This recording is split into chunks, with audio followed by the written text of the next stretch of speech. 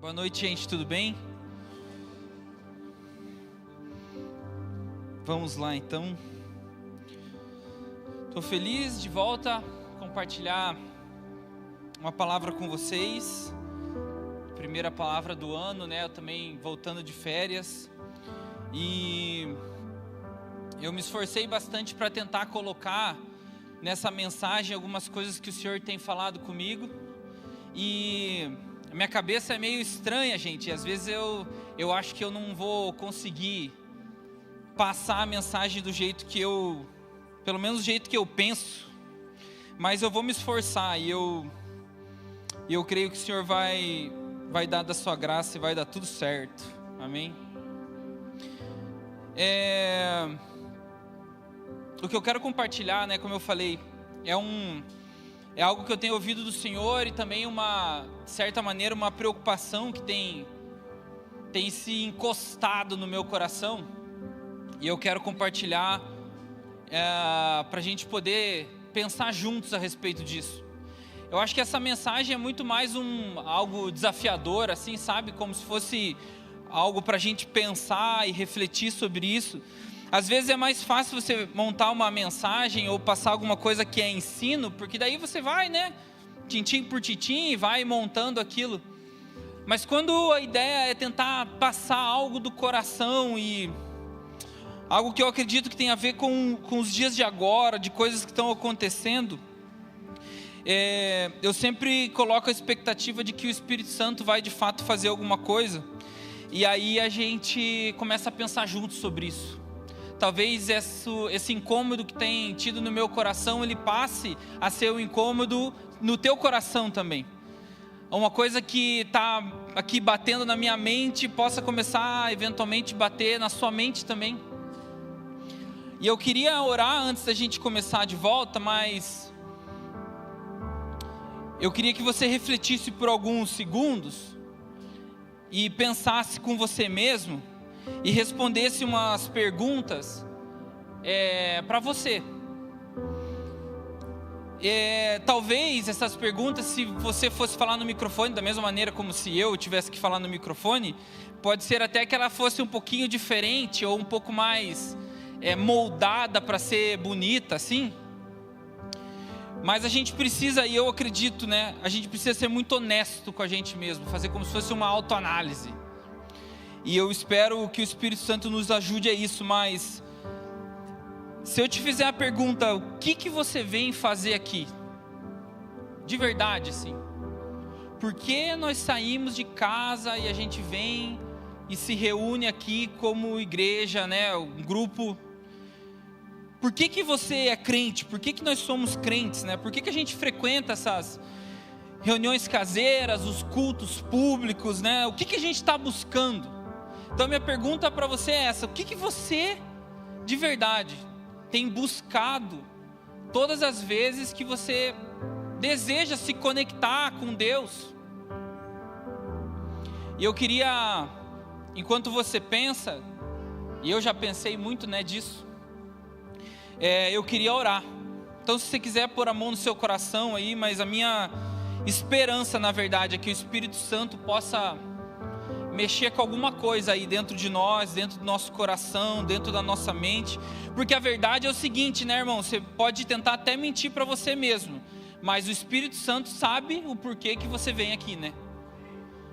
Jesus de verdade sabe o motivo, o principal motivo do porquê nós queremos estar perto de Jesus, do porquê nós buscamos a Deus, porque nós queremos nos conectar com isso que é maior do que a gente, né? Então eu oro, Espírito Santo, para que você venha trazer uma revelação agora. Eu oro, Espírito Santo, se mova aqui nesse lugar com toda a liberdade, Espírito Santo. Nós declaramos, eu declaro como uma liderança nessa casa, Espírito Santo, você tem liberdade para agir no nosso meio, tocar os nossos corações, abrir o nosso entendimento, Senhor.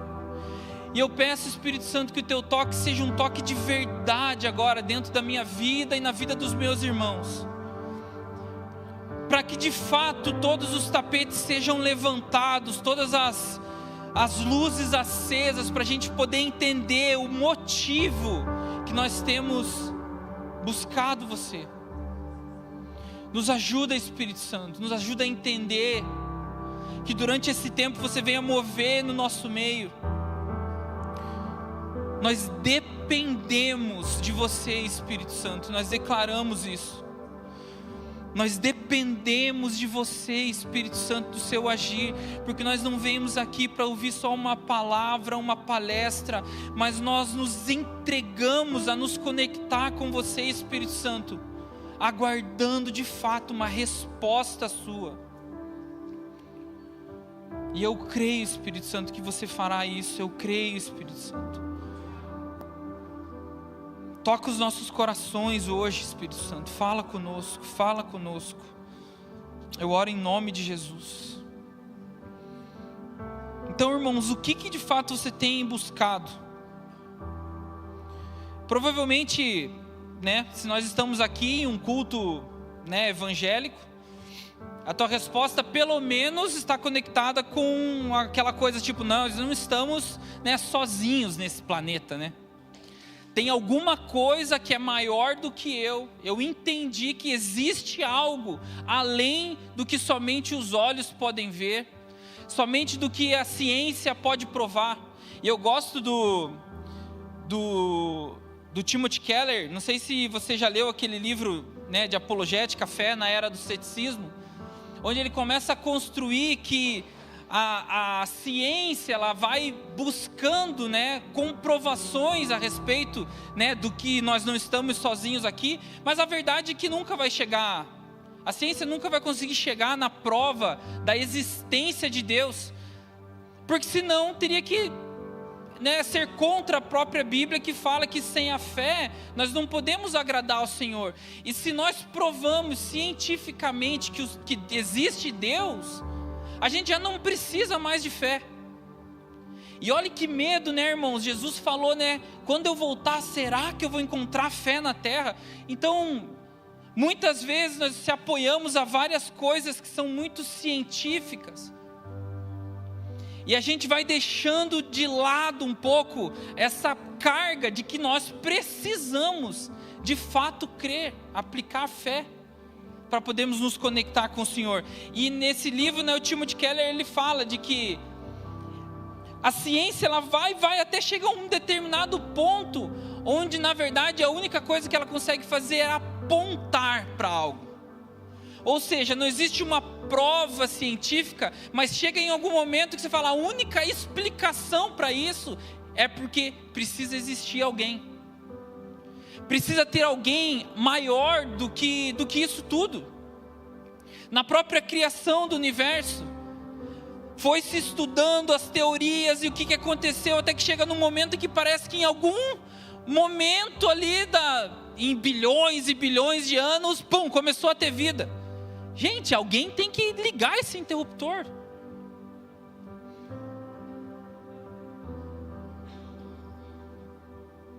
Mas saber que nós não estamos sozinhos aqui, não é só um privilégio de nós, crentes, cristãos, Ao longo da própria Bíblia, nós vamos ver quantos povos e pessoas se conectam com alguma coisa a mais, eles entendem que existe alguma coisa além deles mesmos, e eles começam a se relacionar com essa força, se relacionar com o que eles chamam de deuses. Normalmente num aspecto de troca. O relacionamento normalmente ele se dá pela motivação de que eles precisam, por exemplo, se proteger de alguma coisa. Às vezes se proteger desse próprio Deus que eles imaginam. Às vezes eles querem que esse Deus os ajude, traga favor, os ajude contra os seus inimigos, se ajudem nos seus negócios, nas suas plantações. Mas eles querem ser abençoados por alguma coisa superior. Então isso não é uma característica só nossa, no sentido de que nós, graças ao bom Deus, porque tudo é graças a Ele mesmo, nós sabemos que existe somente um Deus. que é o Deus Yahvé, o que fez todas as coisas, o Criador e sustentador de todas as coisas. Mas muitas pessoas, mesmo que por algum motivo não conseguem depositar a sua fé neste único Deus, essa fé parece ter muitas barreiras, sabe? Mas de alguma maneira eles tentam se conectar com essa coisa que é mais alta, que é maior do que eles. Então, no começo de todas as coisas, né, nós lemos no início de Gênesis, Deus criou todas as coisas pelo poder da sua palavra. Esse Deus Todo-Poderoso plantou um jardim e no meio dessa criação Ele colocou o homem.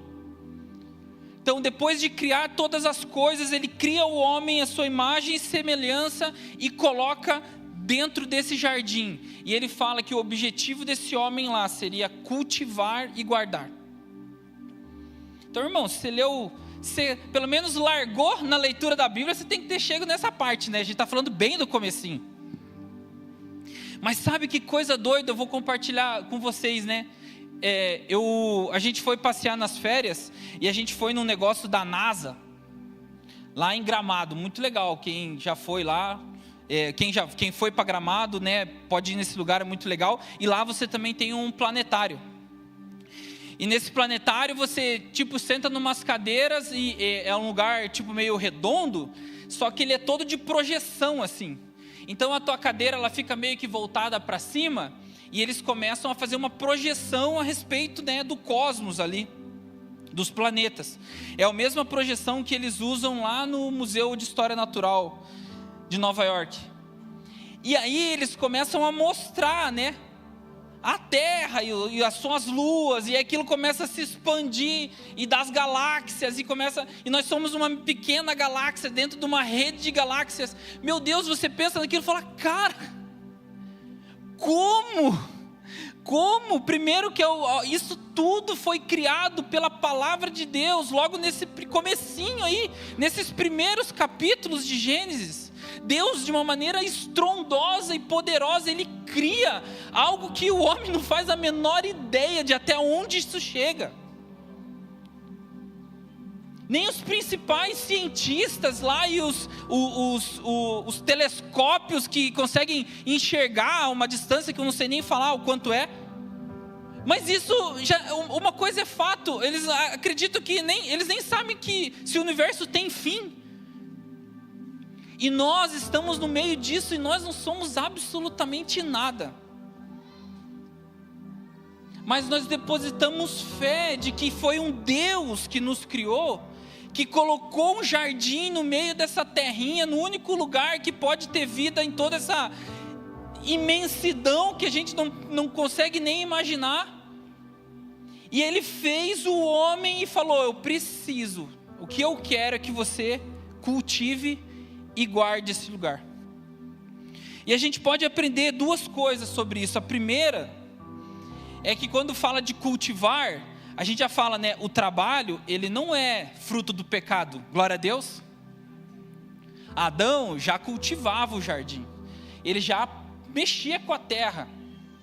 Ou seja, depois do pecado, a Bíblia vai falar de que a terra ela começa a trazer espinhos, abrolhos, ou seja, vai ser mais árduo, vai ter suor, vai ser desgastante o trabalho. Mas trabalhar, produzir, fazer alguma coisa, isso é de Deus. É de Deus e nós estamos na terra e nós vamos trabalhar, amém? É claro que vamos cansar um pouco mais do que Adão talvez tenha cansado naquele curtinho tempo antes de pecar, mas nós vamos trabalhar, então glória a Deus. Eu sempre gosto de pensar que quando Jesus fez a oração sacerdotal lá em João 17, e ele está, né, prestes a ir embora, e ele fala, eu não peço que tire eles do mundo, mas eu peço que eles sejam um comigo. Então, ou seja, o Senhor não nos abandonou aqui na terra, para ficar trabalhando, fazendo várias coisas, e totalmente alheios ao que Ele está fazendo. Mas Ele decidiu que nós precisamos passar um tempo aqui, nós vamos ter que trabalhar para ter recurso, para pagar nossas contas, amém, irmão? Mas Ele garantiu de que essa presença dEle, que um dia já esteve na terra, pessoalmente, ela está conosco, dentro de nós, através do Espírito Santo. Então, Deus não nos abandonou na terra, mas nós estamos aqui, e nós precisamos fazer alguma coisa. Amém? Supernatural, zero espiritual. A segunda coisa é que quando a Bíblia, usa esse termo do guardar, que tem essa conotação, obviamente, de proteger, mas esse mesmo cultivar e guardar são as palavras usadas depois, quando começam a ter os sacerdotes na terra. Então, o trabalho dos sacerdotes lá no templo era cultivar e guardar, era zelar, era ministrar ao Senhor. Então a gente lê essas duas palavras e acha que o trabalho do Adão ali era cultivar a terra e guardar de alguma coisa que ele não conseguiu, porque ele pecou, tipo Satanás. Mas na verdade Adão foi o primeiro sacerdote. Então, dentro desse cosmos imenso, o Senhor cria um jardim, põe o homem lá dentro e fala: eu quero me relacionar com você, e eu quero que você tenha acesso à minha presença, eu quero que você ministre a minha presença, eu quero falar com você. E você também provavelmente conhece a história, o homem pecou, ele foi expulso desse lugar de plenitude, completa relação com Deus, sem limites. E quando a gente começa a ler a história da Bíblia, do povo de Israel, as pessoas começam a nascer, elas vão se multiplicando, e elas continuam em algum nível se relacionando com Deus, alguns mais, outros menos. Se a gente pegar lá em Gênesis 4, versículo 26, você nem precisa abrir, fala assim: Adão tornou a ter relações com sua mulher, e ela deu à luz um filho, a quem pôs o nome de Sete, dizendo: Deus me concedeu outro descendente em lugar de Abel, que Caim matou. E Sete nasceu-lhe, e a Sete nasceu-lhe também filhos, o qual pôs o nome de Enos. E nesse tempo que se começou a invocar o nome do Senhor.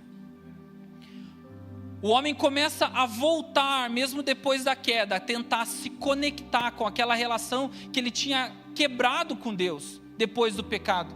Porque se Adão e Eva tinham uma relação 100% plena, depois do pecado, essa relação foi rompida. Mas mesmo assim, os homens, como nós vamos ver, que Salomão escreveu, Deus colocou dentro do homem um anseio pela eternidade. Então essa conexão com alguma coisa que é maior do que nós, ela sempre vai existir dentro de todas as pessoas, seja que elas acreditem ou não. Então em algum nível as pessoas começaram: eu preciso voltar a me relacionar, a invocar o nome de Deus. Mas da mesma maneira que você ouviu aqui, tinha um lado, Caim, que matou o seu irmão, e a Bíblia fala de que ele começa a ter descendentes, e esses descendentes começam a lavrar a terra, a mexer com metais, a cuidar de animais, várias outras coisas.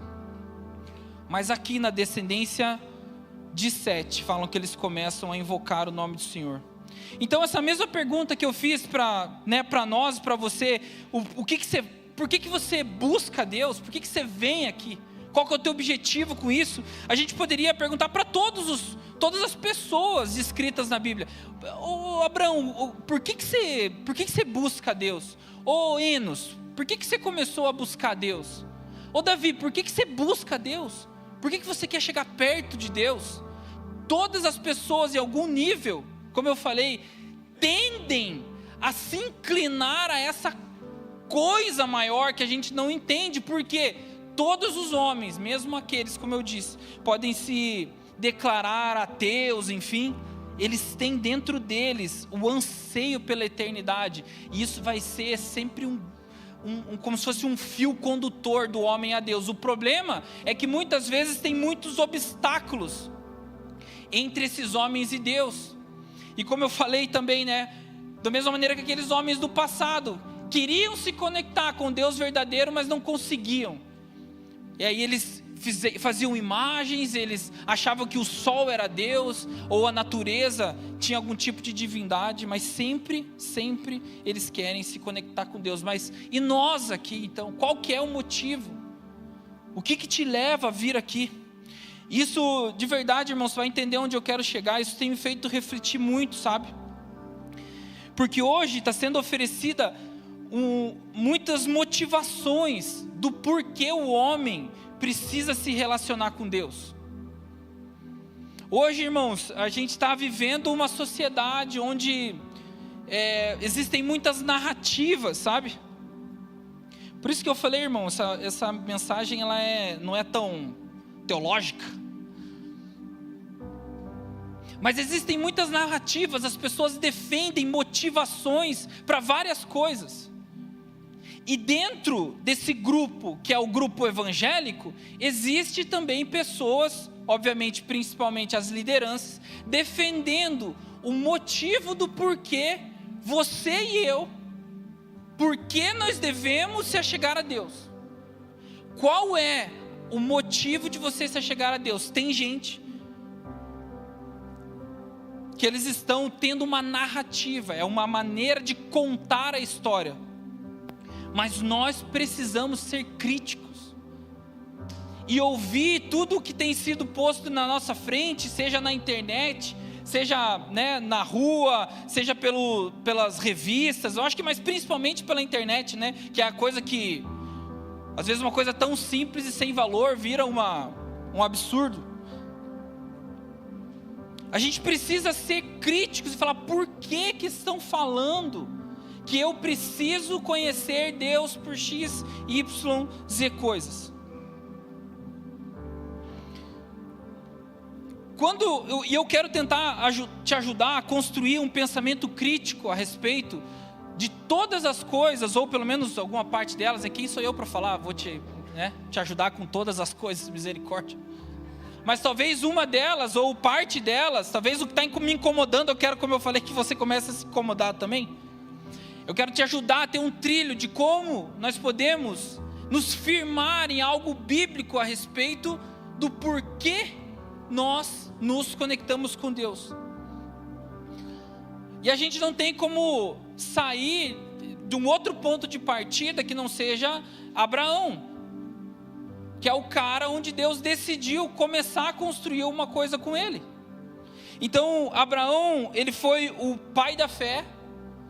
Deus fez alianças com Abraão e ele recebeu uma promessa do Senhor de que a partir dele, da sua família, todas as famílias da terra seriam benditas.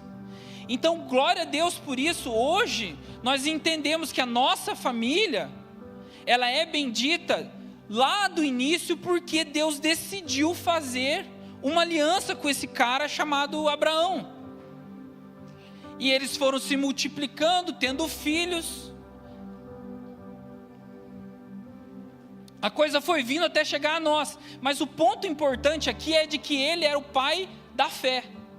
E eu não sei se por acaso tem alguém aqui, né, que é de fato judeu e possa falar, não, eu sou mesmo descendente vamos dizer assim, de sangue de Abraão, né?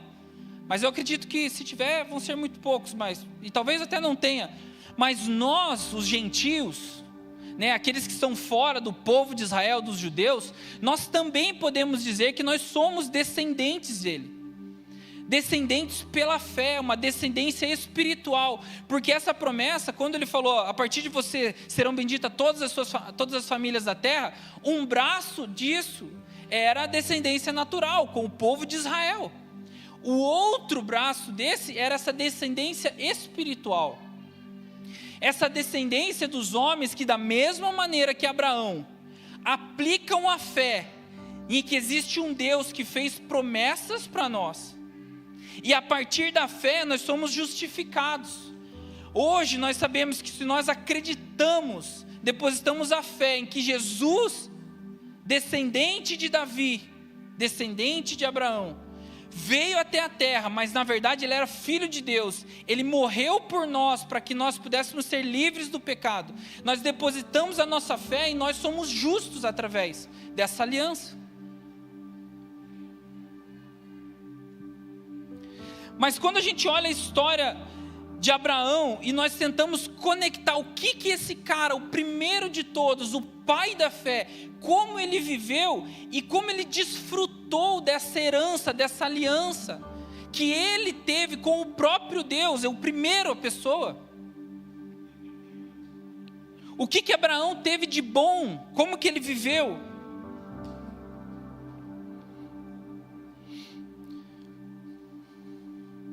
Então Abraão, ele foi chamado para sair da sua casa, da sua família, do lugar onde ele morava. Ele obedeceu a Deus porque ele ouviu esse chamado. Ele teve uma promessa que através da sua descendência, como eu falei, todas as famílias da terra seriam abençoadas. O problema é que a mulher dele era estéril, ele não podia ter filhos. E eles já eram velhos, mas mesmo assim o Senhor fez um milagre. E eles tiveram filhos.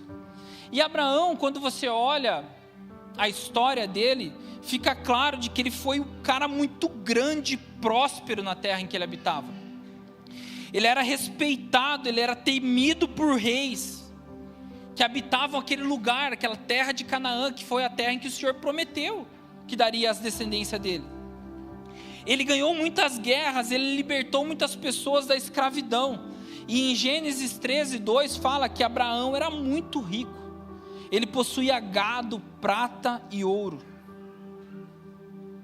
Então, apesar de Abraão ter tantas batalhas na terra no período em que ele viveu, a gente não pode falar que ele estava no deserto como se fosse uma coisa ruim, né? Porque ele escolheu viver no deserto. Ele escolheu essa vida para ele, em obediência ao Senhor. Mas em todas essas perdas e ganhos, a história fica clara de que Deus estava com Abraão. E ele venceu na vida, irmão. Você não concorda se você ler? Abraão tinha descendência, aliança de Deus com ele, herança garantida, riquezas, bens, gado, respeito, ganhava guerra, tudo, cara. Abraão foi um cara que venceu na vida, provou do que é ser abençoado por Deus. Então Abraão se conectou com Deus, obedeceu a Deus e recebeu de Deus a bênção por ser filho de Deus, amigo de Deus. Que maravilha, irmão. Eu queria que você lesse o primeiro texto comigo. Abra comigo em Hebreus capítulo 11. Porque nada melhor do que deixar a própria Bíblia, né? Analisar a vida desse homem, muito mais do que qualquer comentário bíblico, ou enfim. O escritor de Hebreus falou a respeito desse pai da fé, Abraão.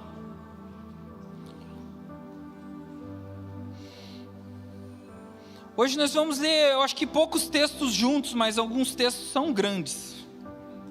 Eu queria ler então Hebreus capítulo 11, a partir do versículo 8 até o versículo 19. Amém? Glória a Deus, estamos aí? Glória a Deus, amém. Então vamos lá. Pela fé, Abraão, quando chamado, obedeceu. Obediência, gente. A fim de ir para um lugar que deveria receber como herança. E partiu sem saber para onde ia. Pela fé, peregrinou na terra da promessa como em terra alheia, habitando em tendas com Isaque e Jacó, seus filhos, herdeiros com ele da mesma promessa. Nós também temos parte nessa promessa, porque Abraão aguardava a cidade que tem fundamentos, da qual Deus é o arquiteto e construtor. Então, ele habitava em tendas, porque ele aguardava uma cidade que tinha fundamentos. Pela fé, também a própria Sara, apesar de não poder ter filhos e já ser idosa, recebeu poder para ser mãe, pois considerou fiel aquele que lhe havia feito a promessa. Por isso, também de um só homem, praticamente morto, saiu uma posteridade tão numerosa quanto as estrelas do céu, e inumerável como a areia que está na praia do mar. 13. Todos estes morreram na fé, ou seja, guardaram a sua fé até o fim. E aí tem uma frase estranha no meio que fala: não obtiveram as promessas,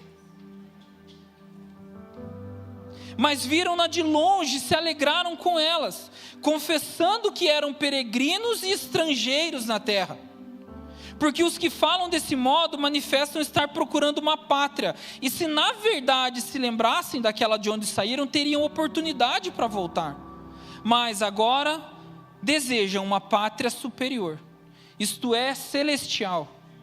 Por isso Deus não se envergonhou deles e de ser chamado seu Deus, porque lhe preparou uma cidade. Vamos ler até aqui o 16. Esse Deus que criou todas as coisas que nós não fazemos a menor ideia do quanto é, Ele não se envergonha de ser chamado Deus desses caras, porque eles depositaram a sua fé numa promessa. Só que como aqui diz que eles não obtiveram as promessas, logo, todas as coisas que eles obtiveram, eles eram no mínimo secundárias. Não que eles não fizeram parte da promessa, mas eles não eram o centro da promessa, o foco da promessa. E Abraão entendeu isso. Então, quando nós olhamos para a vida de Abraão, e apesar de ele ter recebido todas essas bênçãos durante a sua vida na terra, ele não considerava que já estava desfrutando dessa promessa e dessa herança. Deus é bom e Ele é maravilhoso, Ele é um Pai querido e derrama bênçãos infindáveis sobre nós. Mas a herança que nós decidimos aceitar, herança que que remonta desde essa aliança de Abraão, ela não é uma aliança que vai nos trazer somente coisas nesta vida. E aí que está a grande questão, irmãos. E é isso que tem me preocupado tanto, porque nós temos ouvido tantas e tantos motivos do porquê nós precisamos se achegar a Deus, seja de qualquer jeito que for. E assim, quase que de maneira unânime, irmãos, tem algumas pessoas que você ouve, alguns lugares que você pode visitar, frequentar, que é quase que unânime, que as promessas e as alianças e tudo que Deus já prometeu para o seu povo, Israel, Abraão, igreja, qualquer um que seja, porque às vezes tem uma maior bagunça em relação a isso também. Tudo isso se resume em receber a herança que o Senhor nos dá. Mas essa herança é da terra? Como assim? Se o pai da fé falou que ele esperava uma herança que não tinha recebido ainda e morreu sem receber, e a gente vê, o cara foi rico, o cara foi próspero, ele ganhou batalha, ele matou os outros, ninguém matava ele tirava os caras que eram escravos, e nada acontecia com ele, os caras entulhavam os poços, ele abria outros poços, tudo o cara fazia, parecia que dava tudo certo na vida dele. Mas o escritor de Hebreus diz que ele entendia, essa herança ainda não é a minha. Eu recebi tudo isso, mas olhando para esses textos, vejo, Abraão entendia que isso era secundário. O motivo de Abraão, o pai da fé, o cara chamado amigo de Deus, de se achegar a Deus, não era as coisas que ele recebeu enquanto estava na terra. Até a própria briga dele, quando se for ver, irmão, para ter Isaac, que era uma promessa de Deus, ele mesmo falou: Deus, que seja com Ismael, abençoa aí, Deus. Tipo, eu creio em você, entendeu? É outra coisa, entendeu? Então existe um problema grave, irmão, eu quero te afetar com isso. Que se a gente aplica a nossa fé somente para obter benefícios terrenos dessa aliança, nós estamos indo contra o entendimento de que o próprio pai da fé, Abraão, tinha. Quando a gente olha Mateus 6, Você não precisa abrir, mas Mateus 6, do 25 ao 34, é todo aquele relato onde Jesus fala, cara, por que vocês se preocupam com essa vida? Quanto que irão comer, beber, nem com o corpo, quanto que irão vestir? Não é a vida mais que o alimento, não é o corpo mais que as roupas? Observem as aves do céu, elas não semeiam, elas não colhem, nem ajuntam nos celeiros, no entanto, o Pai de vocês que está no céu as sustenta. Será que vocês não valem muito mais do que essas aves? Olha como Jesus está falando para nós sobre o cuidado de Deus. Será que vocês não valem mais do que essas aves? Quem de vocês, por mais que se preocupe, pode acrescentar um côvado ao curso da sua vida? E por que se preocupam com o que vão vestir? Observem como os lírios do campo, eles não trabalham, eles não fiam. Eu, porém, afirmo a vocês que nem Salomão em toda a sua glória se vestiu como qualquer um deles. Ora, se Deus veste assim a erva do campo, que hoje existe e amanhã é lançada no forno, não fará muito mais por vocês, homens de pequena fé? Portanto, não se preocupem dizendo o que comeremos, o que beberemos, com que nos vestiremos, porque os gentios é que se preocupam com essas coisas, os sem entendimento. O Pai de vocês que está no céu sabe que vocês precisam de todas elas, mas busquem em primeiro lugar o reino de Deus e a sua justiça, e todas essas coisas serão acrescentadas. Portanto, não se preocupe com o dia de amanhã, pois o amanhã trará seus cuidados, basta ao dia o seu próprio mal. E olha que legal essa última 34, né? Porque se ele não falasse isso aqui, a gente podia até imaginar que nem problema a gente ia ter do jeito que ele estava falando. Olha como o lírio se veste, olha a árvore que não faz nada e come. Mas daí no final ele fala, cara, basta a preocupação para o dia de hoje. Amanhã você vai ter problema também, mas amanhã Deus vai prover do mesmo jeito. Porque o amor de Deus por nós, ele não está condicionado às coisas que nós recebemos na terra. E esse é uma coisa terrível, irmãos. Talvez você já tenha ouvido de alguma maneira isso. Engano mais diabólico, que é, se você é de fato um crente abençoado, você vai precisar ter algumas coisas, que se você não tiver, é porque Deus não está com você. Irmão, que medo, que narrativa. Se Deus é bom, se Deus te ama, se você não tem as coisas logo, e aí a pessoa começa a entrar em parafuso, como assim? Como me ama e eu não tenho coisas? Como assim? Irmãos, basta a cada dia o seu próprio mal, mas o Senhor ama você. Então nesse mesmo Mateus 6, Jesus ensina outras coisas também, inclusive tem lá a oração do Pai Nosso, né? Se você lembra, Senhor, seja feita a sua vontade aqui na terra, como ela é feita nos céus. Dá-nos o pão de cada dia. Ele também fala de algumas atitudes, sabe, que nelas mesmas nem são problema, como obviamente, né, o jejum, as esmolas, mas ele também fala, cara, até essas coisas, se você fizer de um jeito errado no seu coração, a promessa de Deus para quem faz isso, você vai receber não de Deus, mas você vai receber dos homens. Eu fiquei por muito tempo chocado, eu não entendia por que várias vezes Jesus falava, eles já receberam a sua recompensa. Eles já receberam a sua recompensa. Mas eles estão... ele falava para os discípulos, não, gente, esquece esses caras, eles já receberam a recompensa. Quando você jejuar, lave o seu rosto, lembra dessa passagem? Fique bem, não fique se arrastando, tipo, nossa, eu sou tão espiritual e jejuando por 30 dias e hoje estou definhando aqui. Jesus olha para a pessoa e fala, cara, já recebeu a sua recompensa. Porque o que o cara estava buscando era uma coisa da terra. Para ganhar coisa da terra, a gente não precisa de Deus, irmão. Nem de fé eu acho que precisa. A gente precisa de fé para receber coisa eterna. A gente precisa de fé para receber coisas desse Deus superior, que fez promessas superiores. E é para elas que nós precisamos aplicar a nossa fé. Não somente para as coisas dessa terra. Mas eu quero, de volta, Eu não estou falando errado, só que essas coisas, irmãos, elas são secundárias. Essas coisas, elas vêm no pacote por causa de uma única coisa, que é o amor de Deus por nós.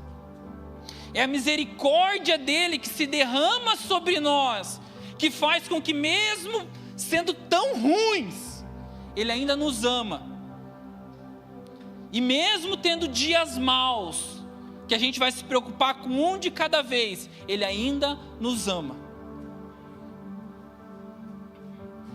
Sabe, Provérbios 20, capítulo 21, fala que a posse antecipada de uma herança, no fim, ela não será abençoada. Então uma herança que ela é recebida antes do tempo, ela pode ser uma maldição para a pessoa. Eu acho que talvez você concorde comigo, mas a herança que o filho pródigo exigiu do seu pai antecipadamente foi uma desgraça para ele. Ele desfrutou por algum período, de uma certa segurança, de prazeres que a terra pode dar, Saiu, comeu, comprou um videogame novo, comprou um carro novo, foi para a praia, gastou dinheiro, comprou porção de camarão na praia. Mas pouco tempo depois, ele estava lá virando o lixo dos porcos para tentar comer alguma coisa e lembrando, meu Deus, a única coisa que eu queria era estar perto lá do meu pai. E aí, eu achei que era bom o suficiente para administrar uma herança boa que meu pai tinha por mim, que era garantida para mim, mas eu quis isso antes da hora. E isso foi uma maldição para mim. A herança antes da hora pode ser uma maldição. O homem pode ser corrompido pelas coisas boas da terra. E às vezes, irmão, de verdade, uma coisa que eu penso já há muito tempo mesmo, é que eu acho que às vezes, sendo bem sincero, rasgando aqui, eu acho que tem gente que não ganha dinheiro porque Deus ama muito a pessoa. Tipo, eu te amo tanto, que eu não vou te dar R$1, porque senão você vai se lascar sozinho. Não posso te dar nada, porque você vai se lascar. E aí tem gente que não está nem aí. Estou nem aí. Eu ganho, já dou para o outro, já não estou nem aí. Aí você vê o cara cheio de coisa. Você pode provar disso. Alguém conhece alguém aqui que é tão avarento, ama tanto dinheiro que nunca tem dinheiro? Eu conheço alguém. E é próximo de mim, isso é bem triste. Ele gosta de dinheiro, ele fala de dinheiro, ele tenta fazer negócio de dinheiro, ele joga na Mega Sena e tal. E o dinheiro, não para com ele. E talvez você conheça alguém também, que não está nem aí pro dinheiro, de repente os caras chegam dando dinheiro, chegam dando as coisas, e o cara nunca falta nada. Não estou falando que o cara é completamente milionário e nunca teve nenhum tipo de problema, mas você vê vez após vez sendo suprido. E eu quero ler um texto que também é do Timothy Keller. Irmãos, quando eu li isso aqui, como eu fiquei assim, tocado, porque ele fala muito dos dias de hoje a respeito do que a gente tem ouvido vez após vez. Ele fala sobre o secularismo. Então fala assim, uma era secular é aquela em que toda a ênfase recai sobre o século, sobre o aqui e o agora, sem que haja qualquer concepção daquilo que é eterno.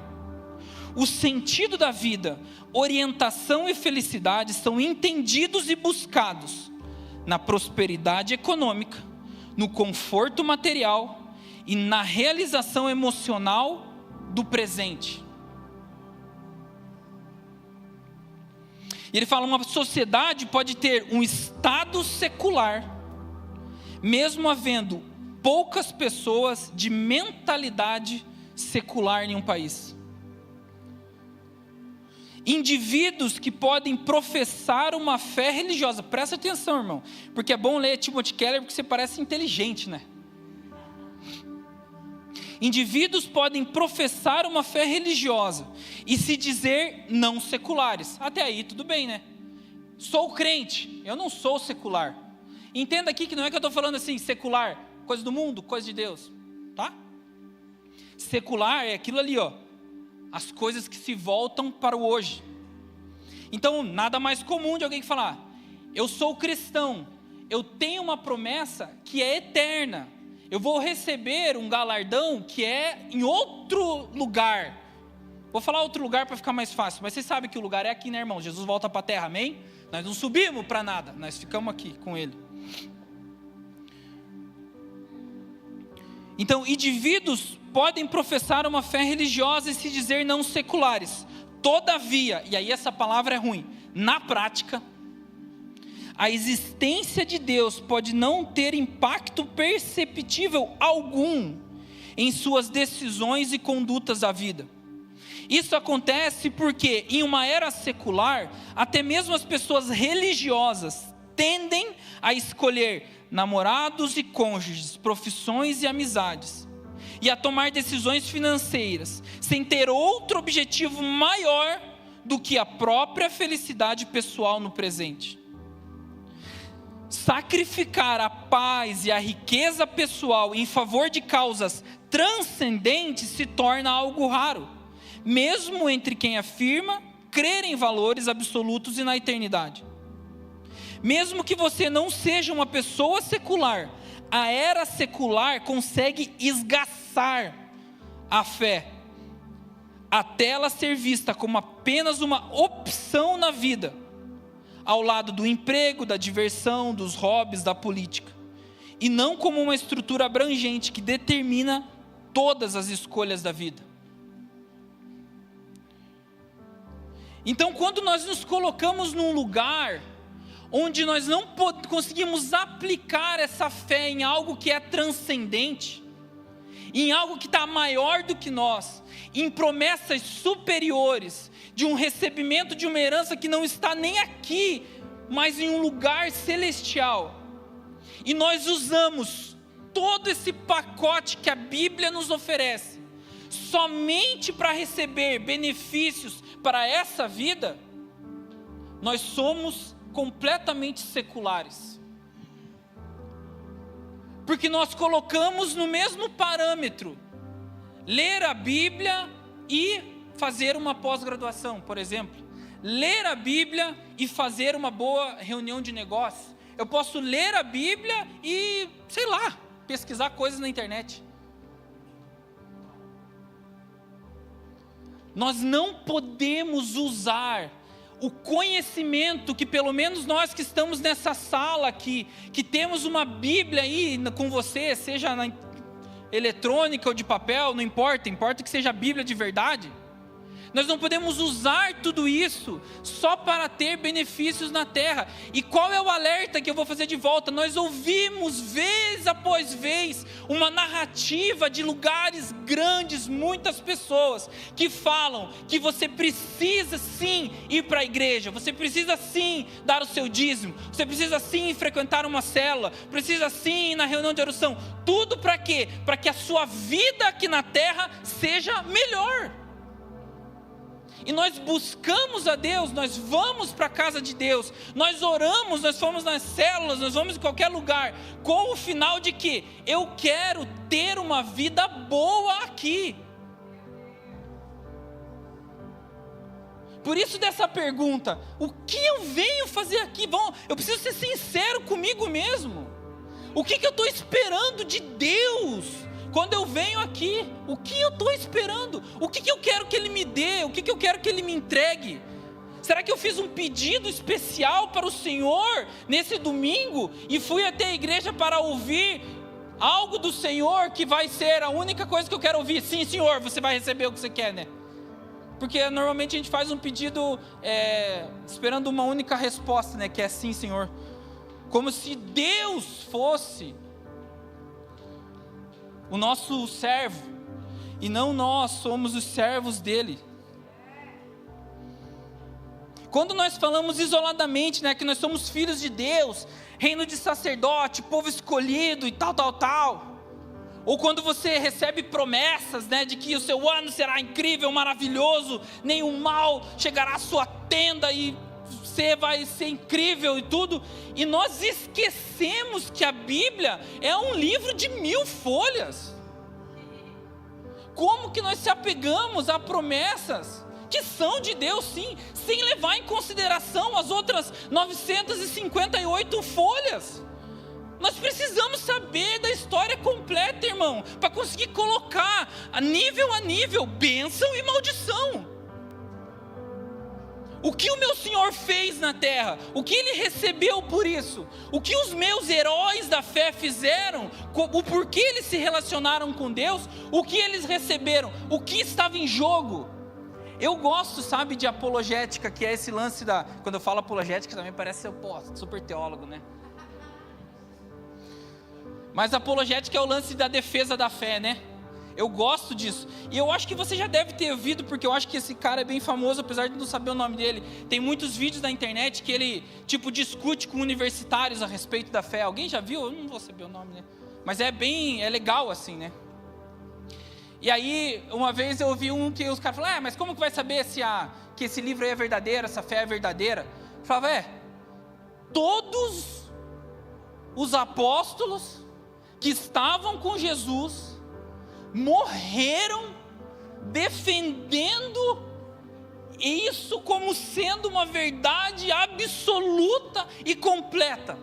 Eles foram todos oprimidos, se lascaram, em exceção do João, você sabe, todos foram mortos, martirizados, e eles decidiram, não tem como eu me desviar do que eu vi e do que eu ouvi, nem que você me mate.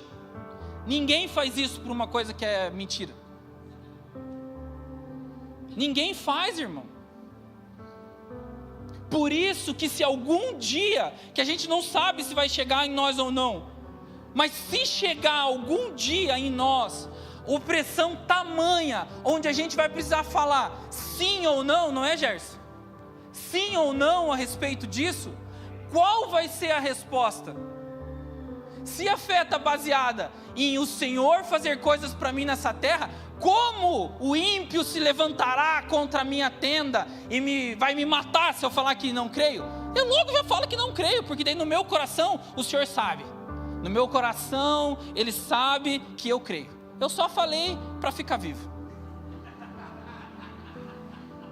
Por que os apóstolos não fizeram, irmão? Porque isso invalidaria todo o processo.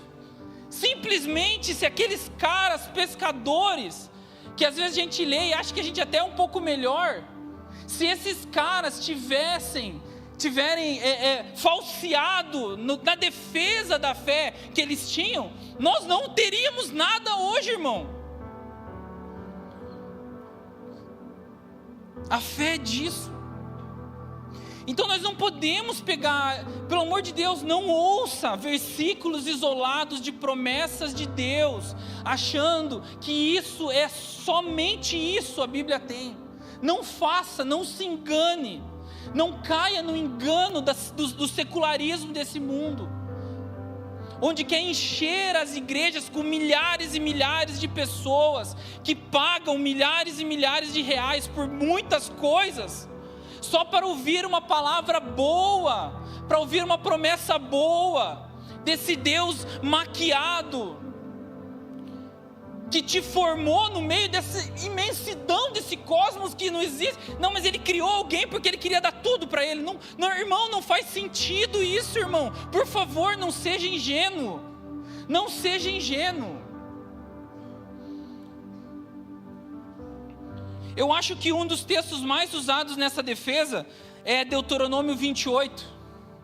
Abre aí comigo, irmão, Deuteronômio 28, do 3 ao 13 nós vamos ler. Já deixa a fitinha aí, irmão, que você vai ter que deixar esse texto aberto na sua mesa, para atrair boas energias para a tua casa, durante essa semana. Essa vai ser a tarefa de casa. Só que eu já vou te dar uma dica: não leia o 1 e o 2. Não leia o 1 e o 2. Risca o 1 e o 2. Tem que ser a partir do 3. Deuteronômio 28 a partir do 3, beleza? Vamos ver se você já ouviu. Benditos serão vocês na cidade, e benditos serão vocês no campo. Bendito será o fruto do seu ventre, o fruto da sua terra, o fruto dos seus animais, e benditas serão as crias das suas vacas e das suas ovelhas. Bendito será o seu cesto de cereais, e bendito será a sua amassadeira de pão. Benditos serão vocês ao entrar, e benditos ao sair. Esse é top, né? Muitas vezes. O Senhor fará com que os inimigos que se levantem contra você sejam derrotados na sua presença. Eles virão contra vocês por um caminho, mas fugirão da presença de vocês em 7 caminhos. Glória a Deus. O Senhor determinará que a bênção esteja nos teus celeiros, e tudo que colocarem a mão os abençoará na terra que o Senhor, seu Deus, lhe dará. Se você não tem um terreno, você já pega esse é o meu terreno. O Senhor os constituirá para si um povo santo, como prometeu com juramento. Daí você já lembra, o Senhor não mente, Ele jurou, vai dar. Se guardarem os mandamentos do Senhor seu Deus e andarem dos seus caminhos, essa já dá uma titubeada, né? E todos os povos da terra verão que vocês são chamados pelo nome do Senhor e terão medo de vocês. O Senhor lhes dará abundância de bens no fruto do seu ventre, no fruto dos seus animais e no fruto do seu solo, na terra que o Senhor prometeu dar a vocês sobre o juramento dos seus pais. Esse é maravilhoso. O Senhor lhes abrirá o seu bom tesouro, os céus, para dar chuva à terra no tempo certo, e para abençoar todo o trabalho das suas mãos. Vocês emprestarão a muitas nações, porém não tomarão emprestado. Glória a Deus. E o Senhor os porá por cabeça e não por cauda, e só estarão em cima e não embaixo. Como assim? Tem alguma condição? Pensei que era tipo para qualquer um, e né? Se obedecerem os mandamentos do Senhor seu Deus, que hoje lhe ordeno, para guardar e cumprir. Nós temos 10 versículos listados aqui, irmãos, de bênção de Deus, e são verdade, claro que são, mas a gente não pode se enganar, a gente precisa ler o 1 e o 2, se vocês ouvirem atentamente a voz do Senhor, o seu Deus, tendo cuidado de guardar todos os seus mandamentos que hoje lhe ordeno, o Senhor, o seu Deus, exaltará vocês sobre as nações. Se ouvirem a voz do Senhor, seu Deus, sobre vocês, virão e os alcançarão todas essas bênçãos. Eu penso Moisés, né, falando isso para todo o povo de Israel. Gente, entendam uma coisa: se vocês obedecerem, se vocês guardarem firmemente a fé nos mandamentos que o Senhor nos deu, Ele é muito bom e Ele nos dará bênçãos sem medidas. E aí ele lista esses 10 versículos só de bênção. Mas irmão, a partir do 15, fala das implicações de não obedecer. E pasme, você tem 50 versículos falando de maldição. Alguém já ouviu algum super pastor, pregador da internet ler os 50 versículos de maldição? Se você não seguir as ordens do Senhor? É claro que não, porque isso afasta os fiéis. Perde, que é isso? Ninguém quer isso. Ninguém vai querer seguir esse Deus. 50 maldições? Como eu vou resbalar uma hora? Como é que eu vou cumprir tudo isso? Eu nem sei quais são esses mandamentos. Eu pulo o 1 e o 2 porque eu não sei os mandamentos. Eu estou afim da bênção. É claro que eu não vou ler os 50, irmãos, mas veja o peso disso. Porém, se não derem ouvidos à voz do Senhor, o seu Deus, deixando de cumprir todos os seus mandamentos e os seus estatutos que hoje lhe ordeno, então virá sobre vocês e os alcançarão todas essas maldições. Malditos serão vocês na cidade, malditos serão no campo. Maldito será o cesto de cereais e maldita a sua amassadeira de pão. Maldito será o fruto do seu ventre, maldito o fruto da terra, maldito as crias das suas vacas. Malditos serão vocês ao entrar e malditos serão vocês ao sair. Meu Deus! É sequência, irmão, um do outro. Nós precisamos, pelo amor de Deus, ler a Bíblia. É a única maneira de não sermos enganados, irmão. Gaste o seu tempo lendo a Bíblia como a primeira coisa e mais importante. Se você nunca leu a Bíblia inteira, irmão, coloque, se tem uma meta que possa prestar para alguma coisa, põe a meta de ler a Bíblia em 1 ano. 1000 folhas, irmão. Uma semana é hard, mas 1 ano dá. Pelo menos você vai ter uma ideia de ter, pelo menos, passado o olho por versículos que falam do quanto o Senhor nos amou, de quanto Ele deseja nos entregar as mais ricas bênçãos. Como os Salmos falam, à sua destra existem delícias perpétuas. Você vai ler isso, irmão, mas também vai ler o como o Senhor foi, entre aspas, obrigado pela sua própria palavra em fazer o seu povo padecer. Pela desobediência, pelo abandono aos mandamentos. Nós precisamos saber as bênçãos e delícias que o Senhor tem por nós, mas também precisamos saber, existe algo superior às bênçãos e a todas essas coisas que podem ser derramadas para nós nessa terra, e é essa herança que o pai da fé, Abraão, entendeu como sendo a principal parte, e não a secundária parte.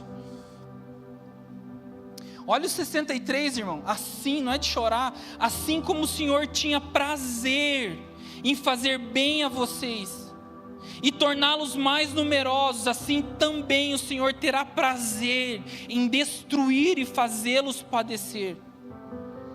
Vocês serão desarraigados da terra, em que estarão entrando para tomar posse. Nós precisamos nos livrar da preguiça espiritual, por favor, irmãos, por favor. Você não vai sair do 0 ao 100 em um único dia, mas nós não podemos mais tolerar o secularismo,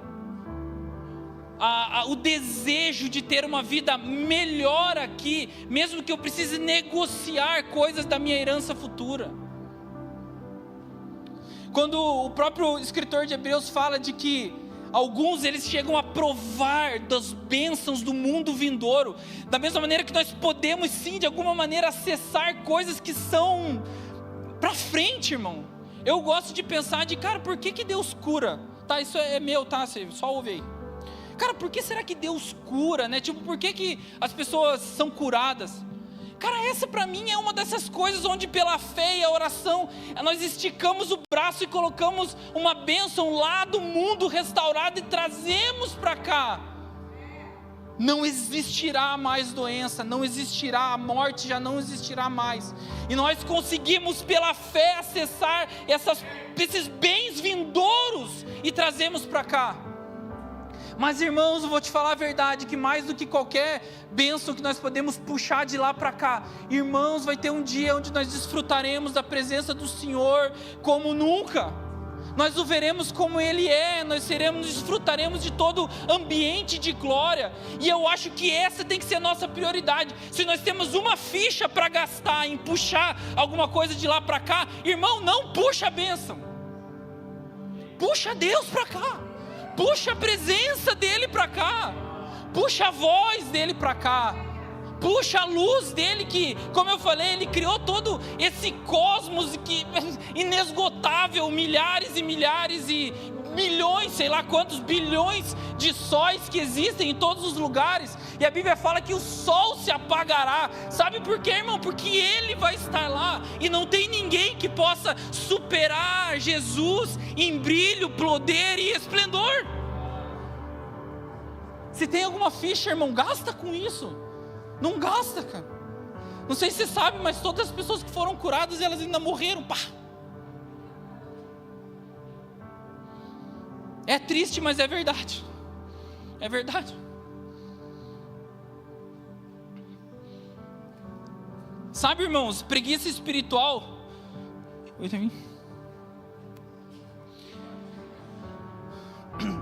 Mateus 16:16, eu tenho certeza que você já ouviu. Quem crer e for batizado. E o resto do versículo, vocês lembram? Tem mais uma parte.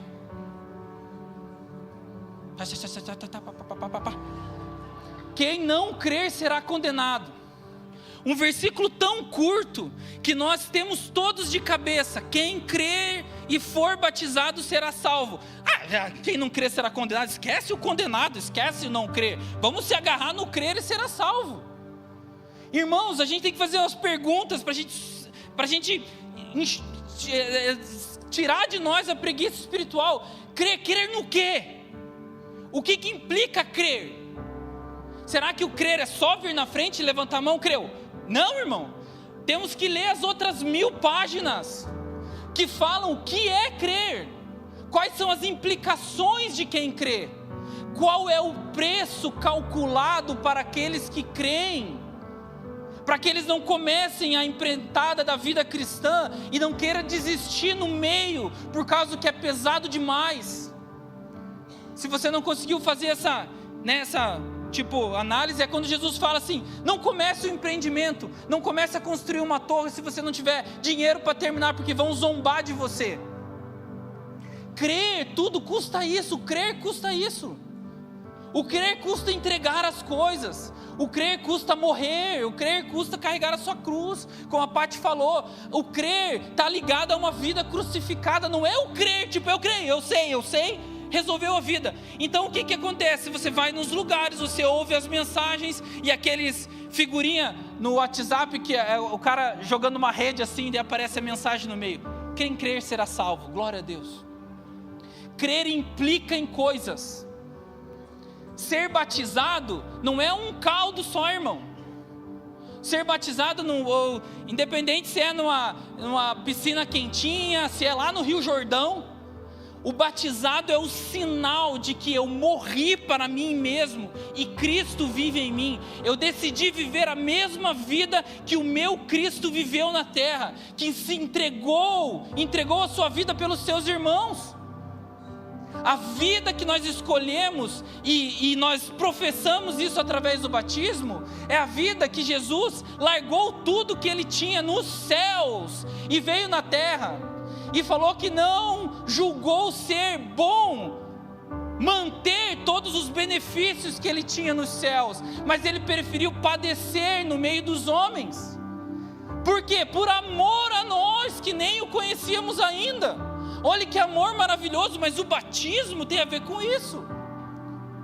Então nós não podemos simplesmente abrir a Bíblia, Mateus 16:16, quem crer e for batizado será salvo. Creio, batizado, fui, fechou. Agora pulo para Deuteronômio 28 e bênção sobre mim sem medida. Não é, irmãos, não é assim, por favor.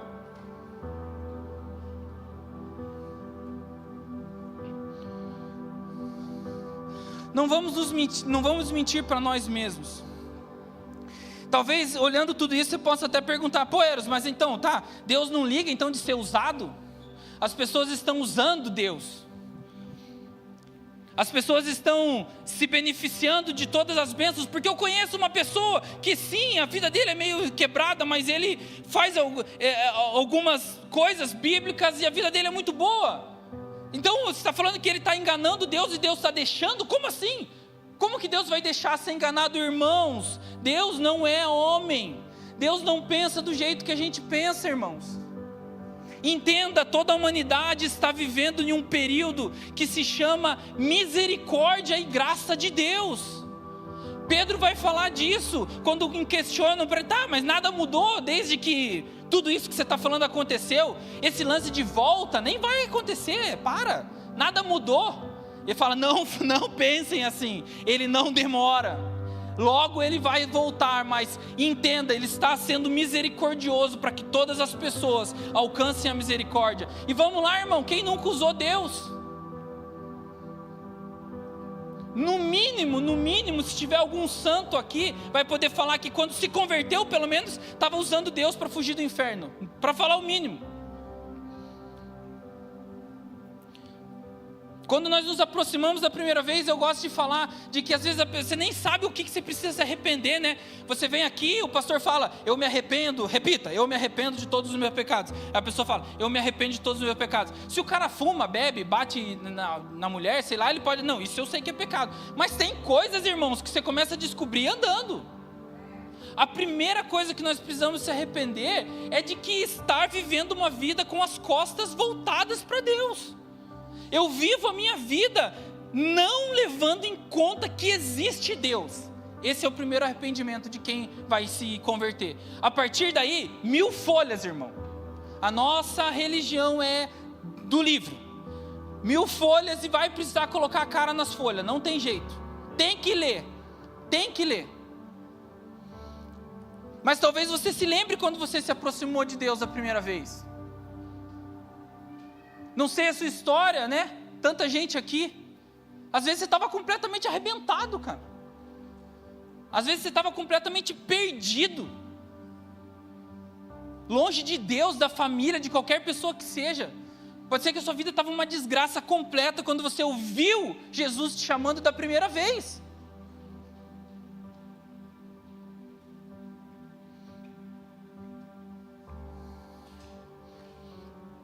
Todos nós, de alguma forma, se aproximamos e usamos Deus. O problema é ficar fazendo isso a vida inteira. O problema é não amadurecer de jeito nenhum. O problema é decidir viver a vida na caixinha da promessa.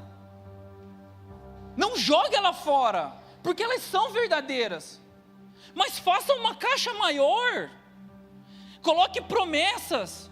Coloque as suas atribuições. Coloque o que o Senhor espera de você. Coloque o que você pode receber de Deus. Coloque os planos do Senhor. Coloque o que você tem que fazer para Deus naquele dia. Você tira uma promessa de Deus para você e você escreve uma promessa sua para Deus. Deus, hoje eu leio, abre aqui, Senhor, nós serão benditas todas as famílias da terra, obrigado, Senhor, minha família é uma família bendita, e eu me comprometo hoje, como Josué, eu e a minha família seguiremos ao Senhor, nós não os abandonaremos, Senhor, que o Senhor nos traga fé e coragem suficiente, para que independente do que aconteça, a minha fé seja inabalável. Senhor, eu não confio em mim mesmo, mas eu creio que o Espírito Santo dentro de mim, me dará ferramentas suficientes, para aguentar todos os dias, independente do que aconteça, e eu guardarei a minha fé até os últimos dias em que verei o Senhor como você é. Aí vale. E você vai trabalhar com a promessa de Deus para você e a sua para Ele. E aí você corre para tentar cumprir, né, irmão?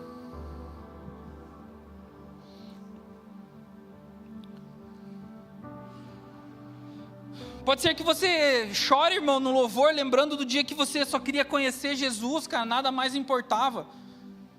E hoje a vida tem tantos compromissos e tantas responsabilidades, e quando você vê, você já está tão enliado com essa vida aqui, você já não consegue mais se desvencilhar. É aquela semente que nasceu no meio dos espinhos lá de Mateus 13, que os amores, né, pelas coisas desse mundo, eles estão sufocando, eu já não estou mais conseguindo frutificar. E aí quando tem uma canção, né, pá, você chora, Deus, eu estou preso nesse mundo, pelo amor do Senhor, me tire daqui, eu tenho tantas coisas, eu tenho contas, eu tenho uma família, eu tenho... Sabe por que eu sei que isso acontece, irmão? Porque eu faço isso, você acha que não? Só minha esposa sabe.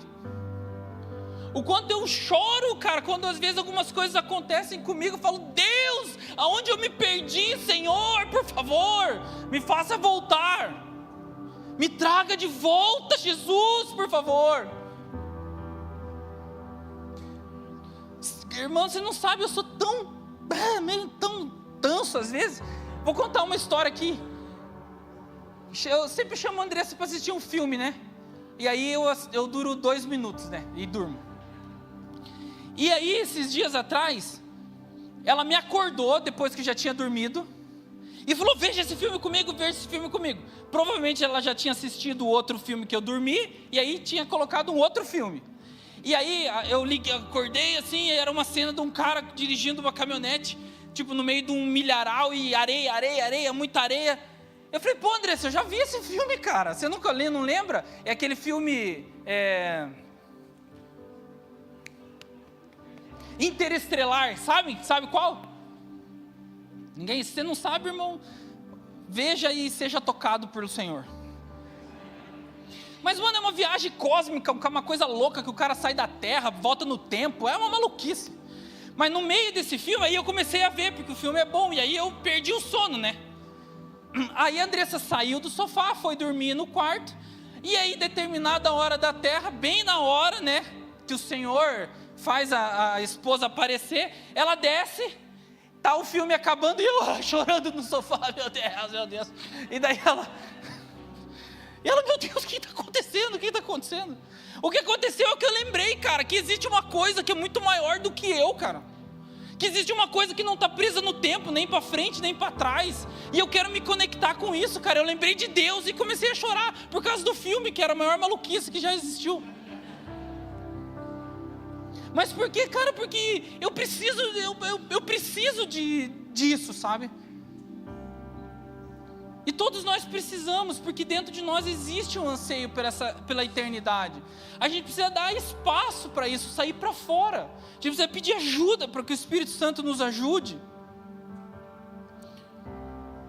Romanos 5, 6-8 fala, né? Porque Cristo, quando nós ainda éramos fracos, morreu ao seu tempo pelos ímpios. Dificilmente alguém morreria por um justo, embora por uma pessoa boa alguém talvez tenha coragem para morrer, mas Deus prova o seu próprio amor para conosco, pelo fato de Cristo ter morrido quando nós ainda éramos pecadores. Nós vivemos o tempo da misericórdia, irmãos, mas nós precisamos entender que tem uma coisa muito maior do que simplesmente as bênçãos que nós podemos ter na terra.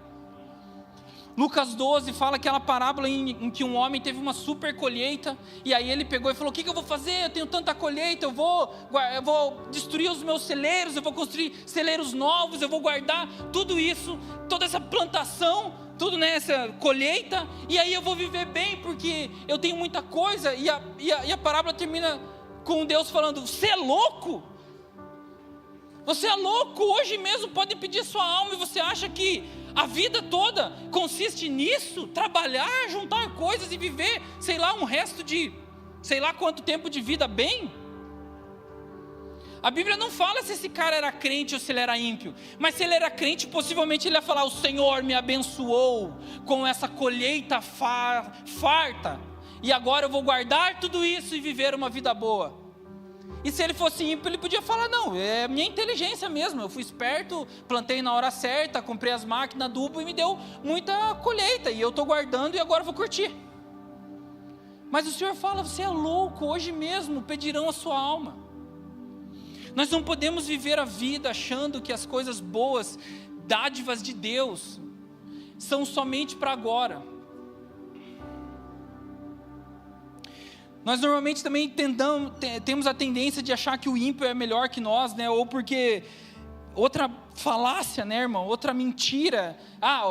Você é crente, você tem a bênção de Deus, então você sempre vai ter que ser melhor do que o ímpio. Você sempre vai ter que vencer, você vai ter um cargo melhor, você tem que ganhar melhor, sua empresa tem que faturar mais, porque o ímpio é o íntimo e você tem a bênção de Deus.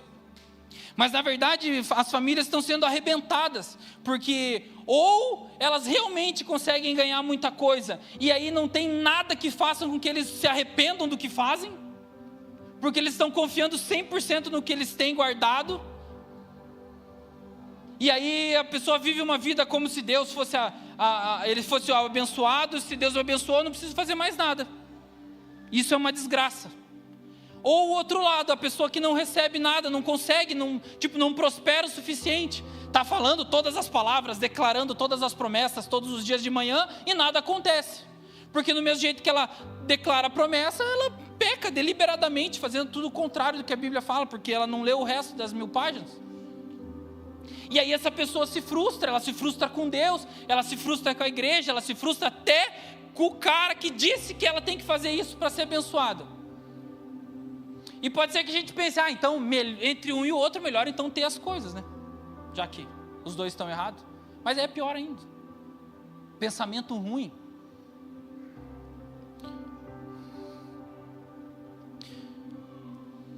Eu quero ir para o fim. No Salmo 73, é um salmo que não é tão grande, né? Ele tem 28 versículos, ele é um salmo de Asaf. Ele começa a falar para o Senhor quanto os ímpios têm prosperado. O como eles têm coisas, o como que parece que eles nem se esforçam e têm as coisas. Estão vivendo bem, estão só desfrutando. E ele começa a falar com Deus a respeito disso. Aí no 16 ele fala, em só refletir para compreender isso a respeito de como os ímpios prosperam. Ele fala, achei que a tarefa era pesada demais para mim, até que entrei no santuário de Deus e descobri qual é o fim deles, dos ímpios. Tu certamente os põe em lugares escorregadios e os fazes cair na destruição. Como são destruídos no instante, eles são totalmente aniquilados de terror. Como acontece com um sonho, quando alguém acorda, assim o Senhor, ao despertares, desprezarás a imagem deles. Quando o meu coração estava cheio de amargura e no meu íntimo se comoveu, eu estava embrutecido e sem entendimento, como um animal diante de ti. No entanto, estou sempre contigo, tu me seguras pela minha mão direita. Tu me guias com o teu conselho e depois me recebes de glória. Você entende que o cara que está falando isso aqui, ele acha que a vida do ímpio é melhor que a dele? Mas quando ele cai na real, ele fala, eu sei que o Senhor me guia. E com o teu conselho me recebes na sua glória. Quem tenho eu nos céus além de ti? E quem me daria eu querer na terra além de ti? Seja no céu ou seja na terra, o que eu quero é você, é a sua presença. Ainda que a minha carne e o meu coração desfaleça, Deus é a fortaleza do meu coração e a minha herança para sempre. Os que se afastam de ti certamente perecerão. Tu destróis todos os que são infiéis para contigo. Quanto a mim, bom é estar perto de Deus. Faço do Senhor Deus o meu refúgio para proclamar todas as suas obras. Então, se tem uma narrativa que nós precisamos defender, quando a gente vai completar uma frase do tipo assim, o crente para ser abençoado, ele tem que ter o Senhor, cara, sobre todas as coisas, seja no céu ou seja na terra. O crente tem que ter a companhia do seu Deus, o seu supremo pastor 24 horas por dia. Porque independente se ele está no vale da sombra da morte ou nos pastos verdejantes, cara, o que importa é que o meu pastor está comigo. E eu sei que tudo que está aqui, cara, não compara com o que eu vou receber depois. Não compara. Todas as bênçãos não se comparam. Todas as coisas que o mundo pode oferecer não se comparam. Não vamos gastar a nossa fé, irmãos. Não vamos gastar as nossas fichas tendo coisas aqui, porque essas coisas vão passar. Essas coisas podem até te tirar de perto de Deus. Pense nisso. Reflita comigo e veja se não tem alguma coisa que você ganhou do Senhor que te tirou de perto dele. Alguma coisa dessa terra que, falando de coisas astronáuticas, né? Parece um buraco negro que vai puxando tudo para dentro.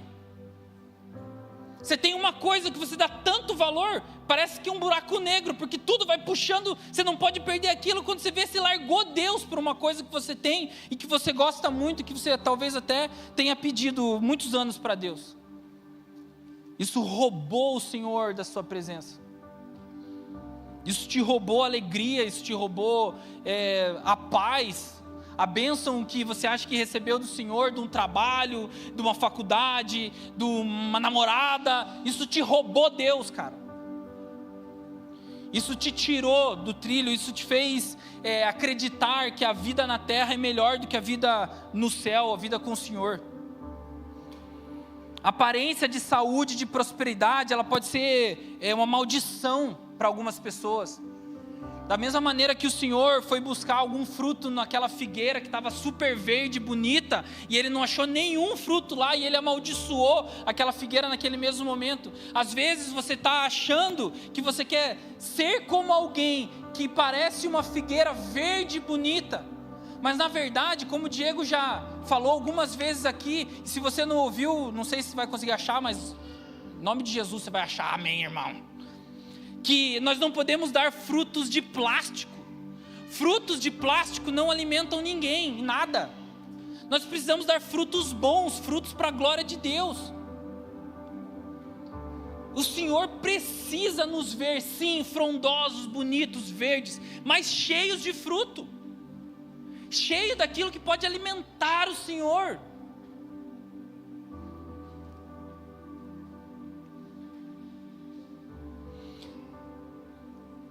Eu estou terminando aqui, se vocês quiserem vir aqui, pessoal. Você pode ter, será que é impossível então, Eros, ter uma vida boa na terra e mesmo assim estar ligado completamente com as promessas eternas? Cara, Abraão teve luta, teve guerra, perdeu muita coisa, sofreu sim, o cara teve que subir um monte para matar o seu próprio filho. Você acha que isso for bom, né? Mas o Senhor misericordiosamente tirou e o livrou daquilo. Mas eu digo, irmãos, as coisas que esse mundo pode nos oferecer, até mesmo que sejam decorrentes da bênção de Jesus, elas precisam ser secundárias. A primeira coisa que nós precisamos buscar é o reino de Deus. Não vamos ser enganados. Não vamos ser enganados por essa mensagem de que venha, venha, o Senhor quer te abençoar. Sim, Ele quer te abençoar, mas Ele quer muito mais do que te abençoar. Ele quer você inteiro, a sua vida. Gente, não vamos usar Jesus. Não vamos usar Ele para só ter uma vida boa. Não vamos investir a nossa fé em todas os passo a passos que o Senhor mesmo nos dá para que a gente seja abençoado na terra. Mas não vamos parar nisso.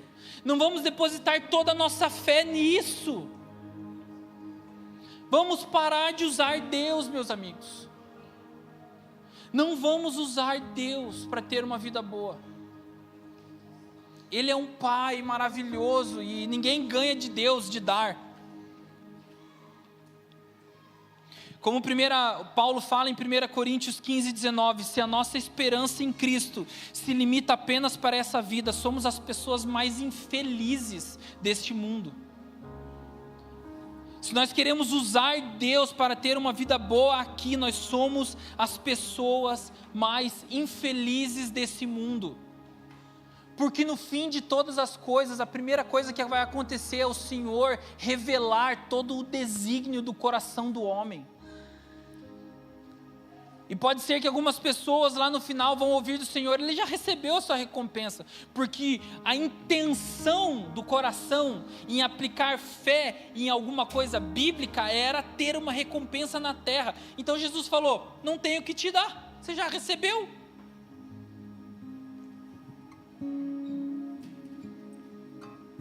Esses dias eu ouvi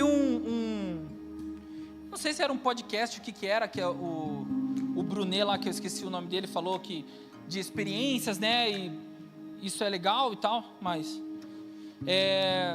das pessoas verem pó de ouro, né, você já deve ter ouvido alguma vez dessa história, pó de ouro. Aqui na igreja já ouviram algumas pessoas que esse relato aí, a mão parecia pó de ouro na cara. Teve um tempo atrás, nos anos 90 lá, que, nossa, as pessoas pareciam que tinha mergulhado numa lata gigante de glitter dourado.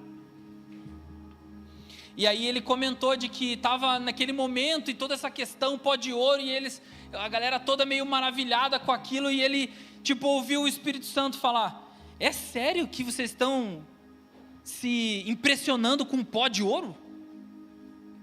Cara, o pó do ouro é a areia das ruas, cara, porque as ruas são de ouro, na cidade do Senhor.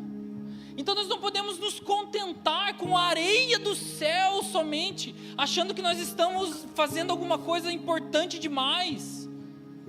O Senhor nos ama, irmão, e Ele não, como a Bíblia fala, o Espírito não é dado por medida. O Senhor não se limita. Quem limita o Senhor somos nós. Quanto mais fome, quanto mais vontade, quanto mais desejo, quanto mais saudade disso que a gente não sabe exatamente o que é, quanto mais disso a gente colocar na mesa, mais do Senhor nós vamos provar, mais dos bens do mundo vindouro nós iremos provar. E aí, quando nós recebermos as bênçãos dessa terra, cara, mãos leves, meu, que bom, um carro novo, glória a Deus, uma casa maior, cara, como o Senhor é bom comigo, meu, fui para a praia, né, apartamento de frente para a praia, cara, que maravilhoso, todos os dias de sol, e eu brinquei com a minha família, que, nossa, Deus, eu fui promovido no meu trabalho, sim, Senhor, mas quando você dobrar os seus joelhos da sua casa, ao invés de pedir um novo salário, um apartamento maior ainda, um carro ainda mais novo, você vai falar: Senhor, quem tenho eu nos céus além de Ti? Senhor, e aqui na terra, quem tenho eu além de Ti? Senhor, obrigado por tudo isso, como meu coração é grato, mas Senhor, se o Senhor não estiver comigo, leve tudo isso embora, por gentileza, me livre de ser atraído pelas coisas desse mundo. Senhor, eu estou a fim de sentar aos Teus pés e ouvir.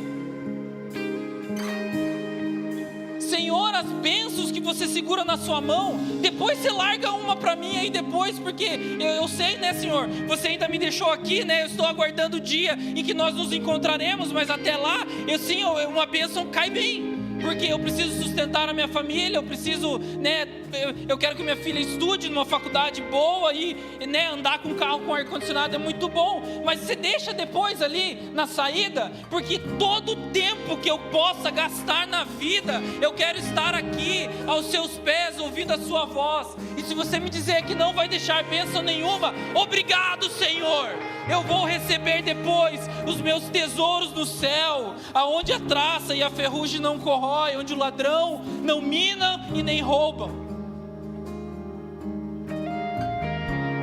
Vamos nos comprometer, meus amigos, a ler esse livro abençoado de 1000 folhas, esse livro da capa preta. Vamos ler, vamos comer o livro, não vamos ser enganados por nada, vamos ouvir a voz do nosso pastor. As ovelhas reconhecem a voz do pastor, e quando é algum lobo querendo nos chamar e nos oferecer uma coisa que nós sabemos que não é do pastor, nós vamos falar: sai fora, cara, eu não preciso disso, eu não quero isso, eu rejeito isso. Todas as dádivas são dadas pelo Pai das luzes, a Bíblia diz. Não tem nada de bom que nós recebamos aqui que não seja do Senhor, nada. Não tem nada que nós temos aqui na terra que nós não precisamos entregar novamente ao Senhor, porque tudo vem dele, é esse reconhecimento.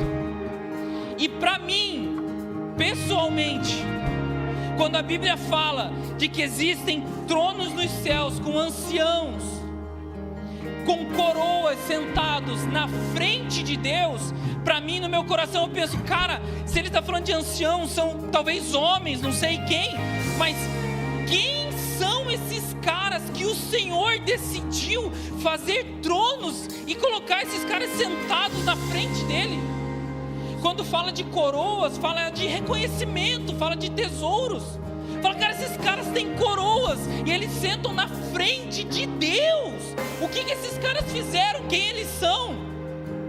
Mas o meu coração se enche assim de alguma coisa que eu não sei nem explicar, porque a Bíblia fala que quando começa a tocar o som, a primeira coisa que vocês falam: cara, não quero esse trono, eu quero me jogar aqui. Senhor, pega aí a coroa, pega o que você quiser, porque o que eu preciso está sentado aí no outro trono, e eu quero receber do Senhor.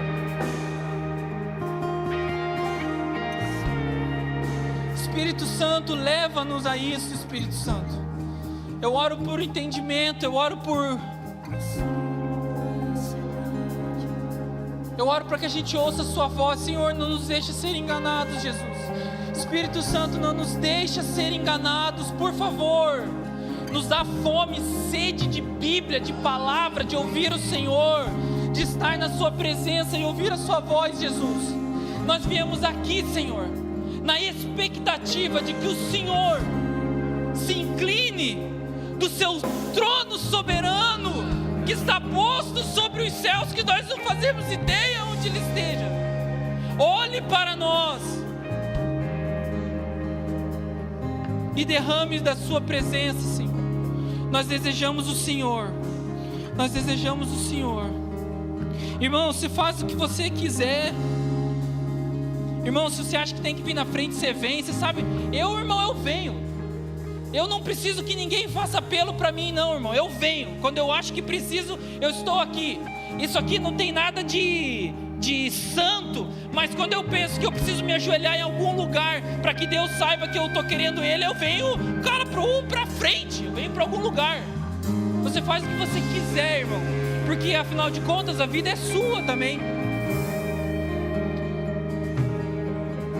Espírito Santo nos convence do pecado, da justiça e do juízo, e nós queremos tributar ao Senhor glória e honra, força e poder ao Deus Criador de todas as coisas. Nós te amamos, Jesus. Tenha liberdade, Espírito Santo.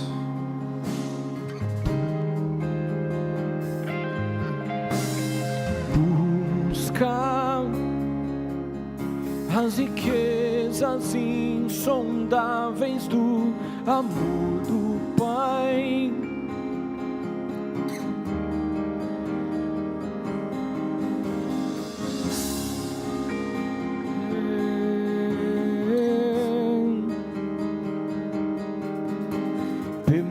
Permanecer piedosamente entregue a te conhecer e deixar a tua glória modelar a mim.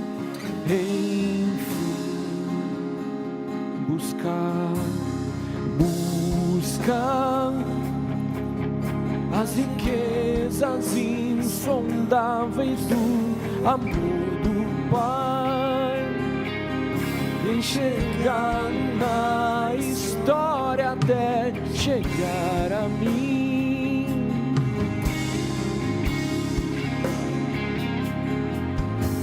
Permanecer. Irmão, será que vocês podem levantar? Vamos levantar nossas mãos para o céu, por favor.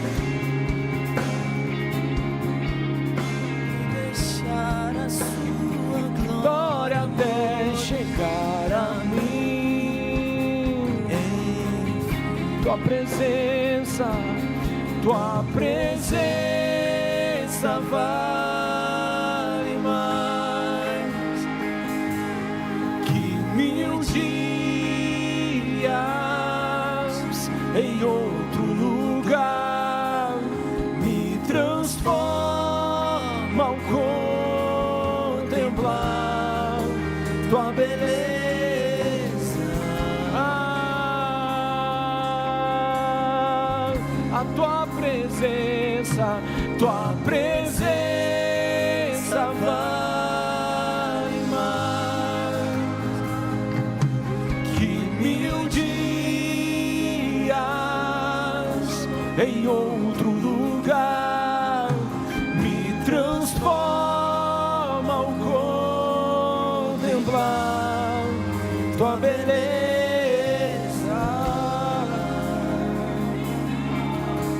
Buscar as riquezas insondáveis do amor do Pai, enxergá-lo na história até chegar a mim. Permanecer piedosamente entregue a te conhecer, a tua glória modelar-me, enfim, a tua presença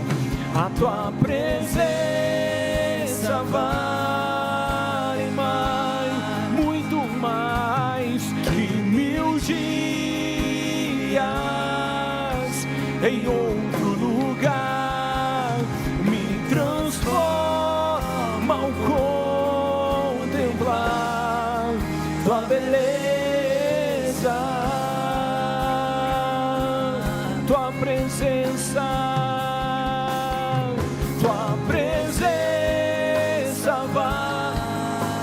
Ela vale mais que 1000 dias em outro lugar. Me transforma ao contemplar tua beleza,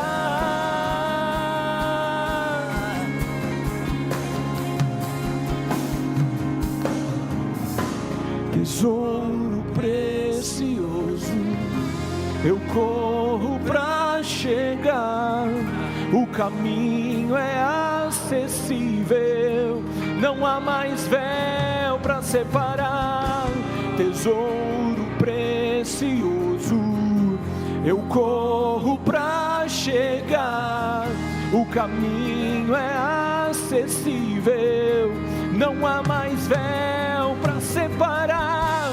Tesouro precioso, eu corro pra chegar, o caminho é acessível, não há mais véu pra separar.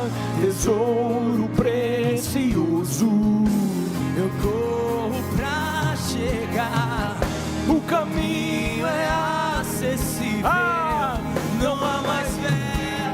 A tua presença vale mais, muito mais que 1000 dias em outro lugar.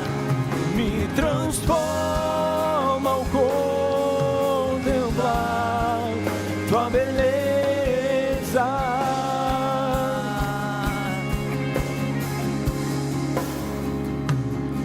tua presença vale mais que 1000 dias em outro lugar. Me transforma ao contemplar tua beleza,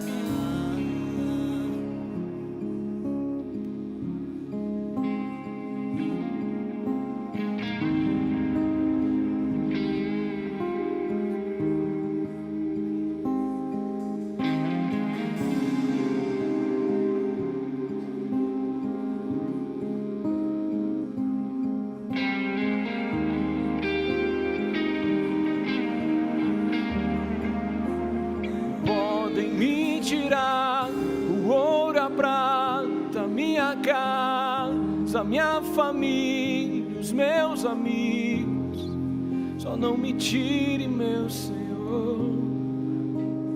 Podem me tirar o ouro, a prata, minha casa, minha família, os meus amigos, só não me tire, meu Senhor. Podem me tirar o ouro, a prata, minha casa, minha família, os meus amigos, só não me tire, meu Senhor.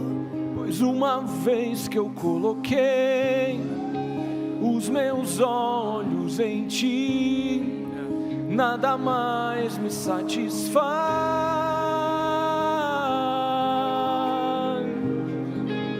Uma vez que eu coloquei os meus olhos em ti, nada mais me satisfaz.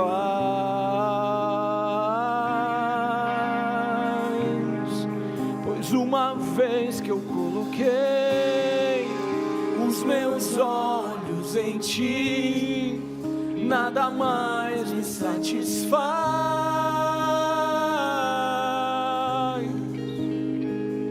Uma vez que eu coloquei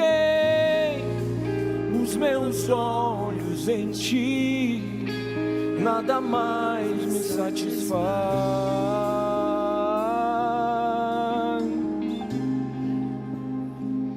E eu estou aprendendo a estar cada dia mais satisfeito em ti, à medida em que te conheço mais. Tudo perde o seu valor. Eu estou aprendendo a estar cada dia mais satisfeito em ti, à medida em que te conheço mais. Tudo perde o seu valor.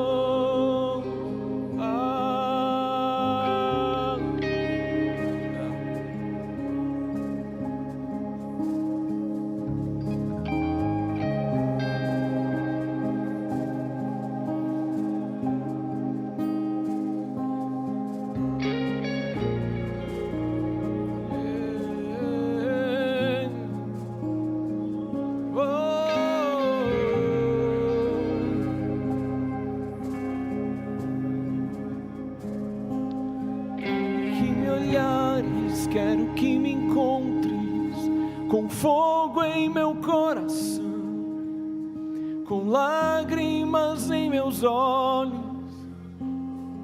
dado aos teus pés. Sempre que me olhares, quero que me encontres com fogo em meu coração, com lágrimas nos meus olhos, quebrantado aos teus pés. Sempre que me olhares, quero que me encontres com fogo em meu coração, com lágrimas nos meus olhos, quebrantado aos teus pés. Sempre que me olhares, quero que me encontres com fogo em meu coração, com lágrimas nos meus olhos, quebrantado aos teus pés. Sempre que me olhares, quero que me encontres com fogo em meu coração, com lágrimas nos meus olhos, quebrantado aos teus pés. Sempre que me olhares, quero que me encontres com fogo em meu coração, com lágrimas nos meus olhos, quebrantado aos teus pés. Sempre que me olhares, quero que me encontres com fogo em meu coração, com lágrimas nos meus olhos, quebrantado aos teus pés. Sempre que me olhares, quero que me encontres com fogo em meu coração, com lágrimas nos meus olhos, quebrantado aos teus pés. Sempre que me olhares, quero que me encontres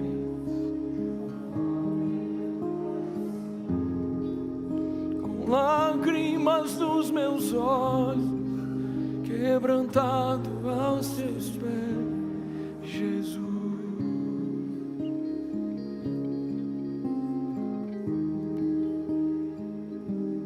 Jesus,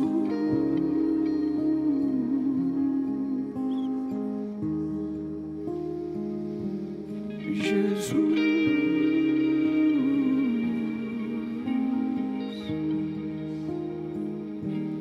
Jesus.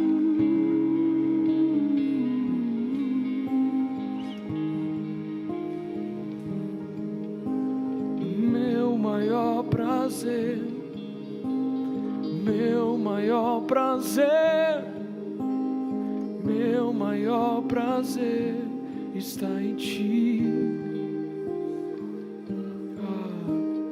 Meu maior prazer, meu maior prazer, meu maior prazer está em ti. O ar que eu respiro, a água que eu bebo, o pão que me alimenta está em ti. O ar que eu respiro, a água que eu bebo, o pão que me alimenta está em ti. A beleza que fascina, a glória que transforma está em ti.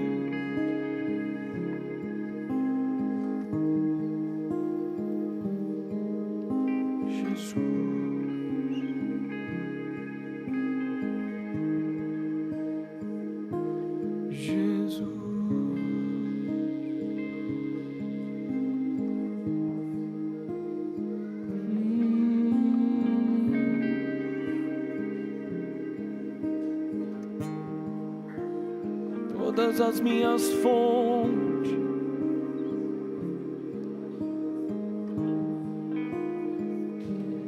Jesus,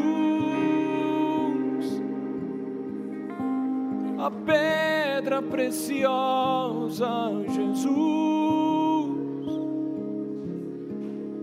o tesouro escondido, Jesus,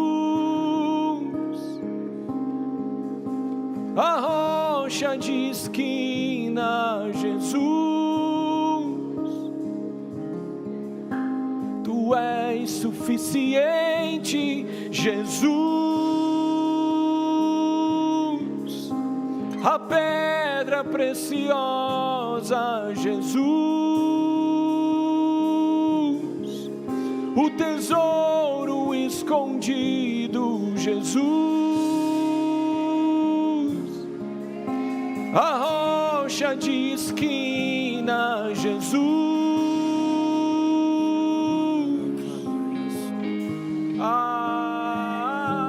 Jesus, a pedra preciosa, Jesus, o tesouro escondido, Jesus, a rocha de esquina, Jesus.